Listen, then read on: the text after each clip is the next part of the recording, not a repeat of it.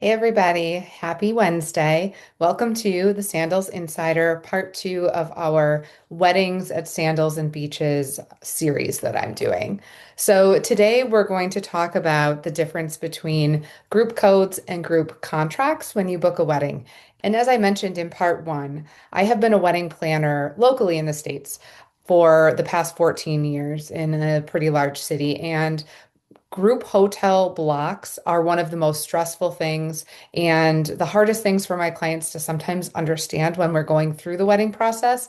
So, definitely, this is something, even when you're doing a destination wedding, this is something that I understand can also be very overwhelming and very confusing because it's a big decision that you feel like you have to make right in the beginning.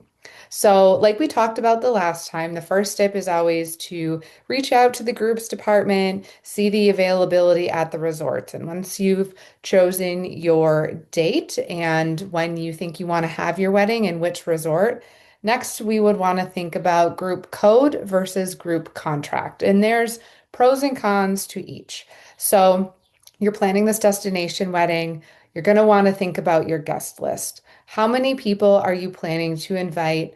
And how many people do you realistically think are going to come? Now, there's no way to tell exactly how many people are for sure going to come, but usually people can have a pretty good idea. So you have two different options if you need 25 rooms or less. So the first option is what's called the group code.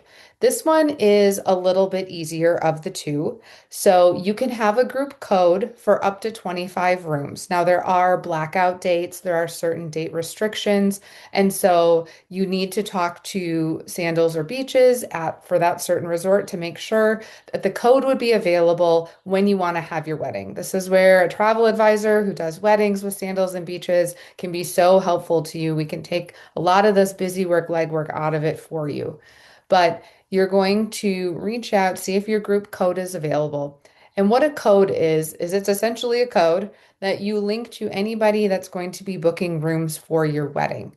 And the reason that you want to link all these rooms together is because based on how many rooms end up being linked to your wedding, you are going to get some room credit, monetary room credits kicked back to you from the resort. So, depending on what time of year you're getting married is going to be dependent on how much money you get kicked back and how many rooms booked are going to also make a difference as well, as you can imagine. But you want to make sure that everybody coming to your wedding is going to use this group code. So, with group codes, there are no rooms that Sandals or Beaches are going to hold for you in inventory. All you are going to have is this code that when somebody wants to book, the price listed on the website is going to be the price available to them. They don't get a discount with the code. There's no monetary incentive for the guest for using the code. It just simply links it to your wedding. And you can do, like I said, up to 25 rooms. And I should say that's for all of the resorts except for the two smallest. So Royal Plantation and Halcyon and St. Lucia, those it's only up to 15. Beyond that, you have to do a contract. So another benefit of the group code is there's really no financial liability to you as the couple. So you don't have to put down a deposit because Sandals and Beaches are not holding any rooms for you out of inventory. The deposits are going to be the same. When your guests go to make the reservation, it's the same deposit and cancellation policies as any other guest at the resort. So it's going to be the $400 deposit for the majority of the rooms, except for the over the water bungalows and those huge villas. Those are going to be a little bit more, but typically about $400 for most of the rooms.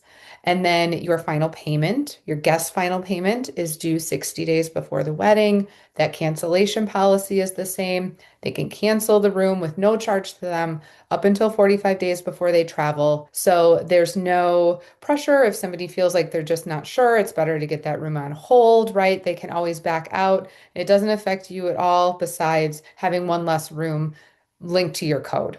So when I am the travel agent for the weddings that I do at Sandals or Beaches, I am the keeper of the code.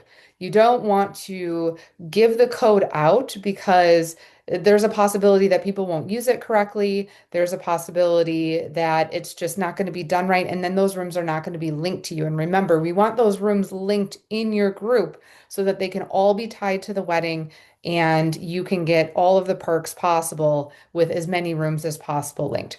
Now, if you need over 25 rooms at most of the resorts, you're going to have to do a group contract. And some people choose to do a contract even with less than 25 rooms. There's pros and cons, right? So, with a group contract, this is a little different because Sandals and Beaches is saying, okay, we'll hold rooms for you out of our inventory. And so, because they're holding those rooms, when you decide to sign your group contract, you have to put down $1,000 deposit towards those rooms.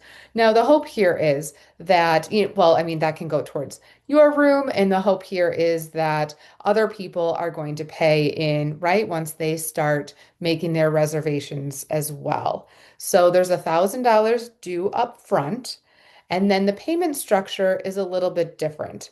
So, as a travel advisor, what happens when people have a contract is they come to me and they say, okay, I'm going to need a room. And we look at the rooms that are being held out of inventory.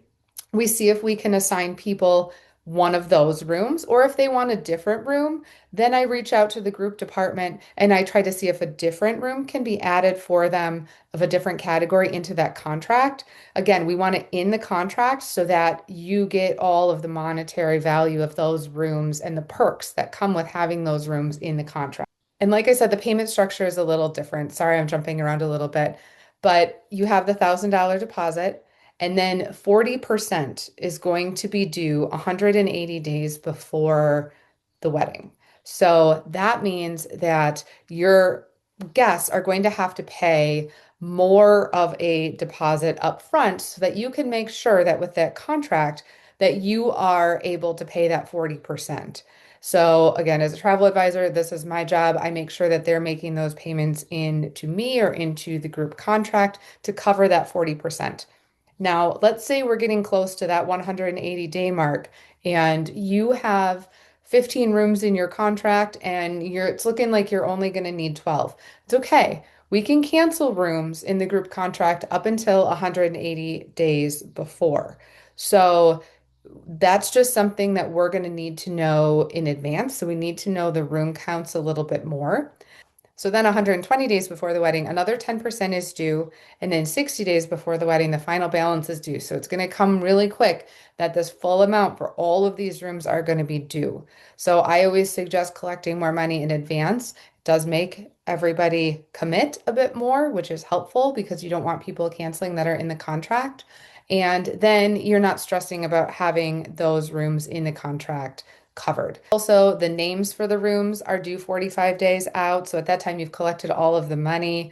45 days out, we send to Sandals and Beaches, okay, here's how many rooms are in the contract, here's the names, here's the flight information. And so that's when everything is paid in full. They have the list of names and you are all set. So typically with a contract, you are going to get a slight discount on the rooms. That is a benefit to your guests also because you're, locking in this contract. Also, if you are looking to contract for more than 25 rooms, your deposit is going to be higher as well.